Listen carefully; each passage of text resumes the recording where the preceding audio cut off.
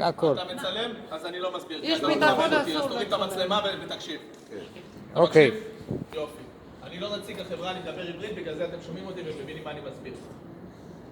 הגיע המטוס לפה כדי לטוס, בסדר?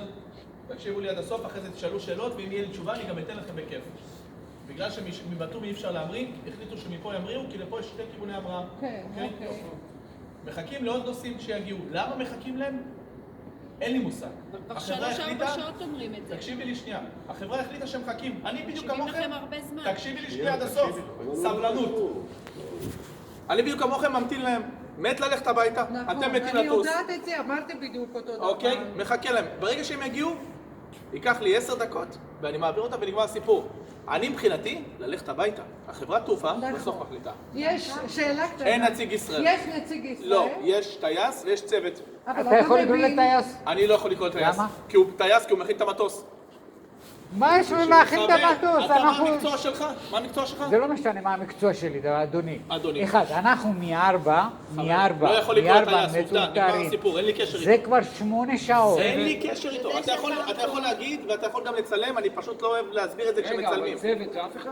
יש שם צוות. לא, כאילו אף אחד לא יכול. הצוות הזה לא יכול לרדת מהמטוס, נגמר. ברגע שהוא עבר את העלייה למטוס, הוא לא יכול. מבחינת רשויות.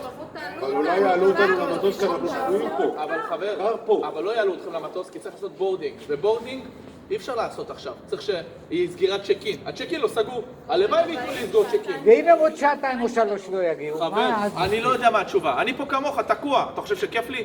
אתה מקבל משכורת. מה? אדוני, אתה מקבל אז משכורת. אתה חי בסרט. אני חי בסרט, אבל אתה מקבל אתה משכורת. חושב שאני מקבל. המשכורת שלי גלובלית בין אני עובד שעה לבין אני עובד 50 שעות. וואלה, בסדר? זה לא נכון. אוקיי, בסדר.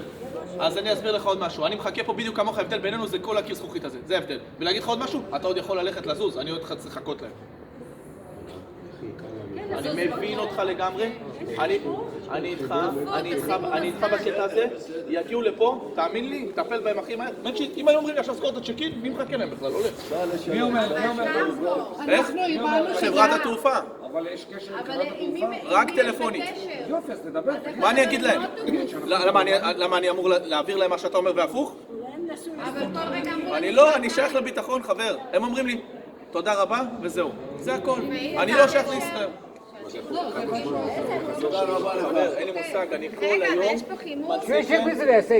אנחנו יכולים עד הבוקר להיות פה, ולא יהיה לנו תשובה, ואין לך מושג, וחברת ישראל אין לה נציג, ואנחנו צריכים לקפוא פה. אוקיי. עד הבוקר, או עד למחרת, או שיכולים להגיד אחר כך לא, תחזרו לבטומי. אני פה איתך באותו הסרט. זה לא אני גם לא מפה, נורמלי. אני מבטומי, אני באתי 3 שעות לפניך. זה לא נורמלי. מסכים איתך, אבל זה המצב הנתון. זה לא הבן אדם הנכון, הוא בביטחון. אני יודע, אבל... אין לו למי לפנות, כי קורא אליי. הוא לא הראשון. אין לו אבל אין לו אין פה נציג, אין פה נציג של ישראל. Zal stinky squishower.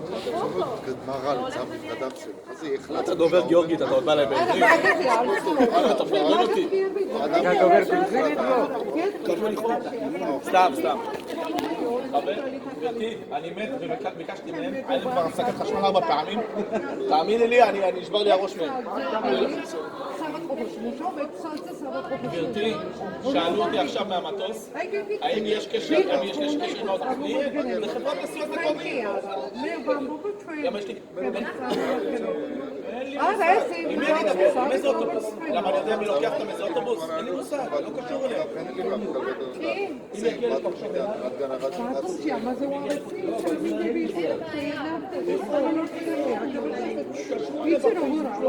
אני מדבר עם איזה ציפור שלהם שאסור לי. Proprio ci siete también de disciplina en América, Canadá, no, acro,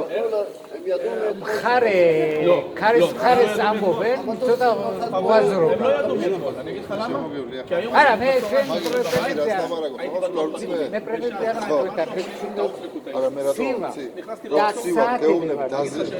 גנרטור זו, אני קיבלתי בשעה 4 קליינט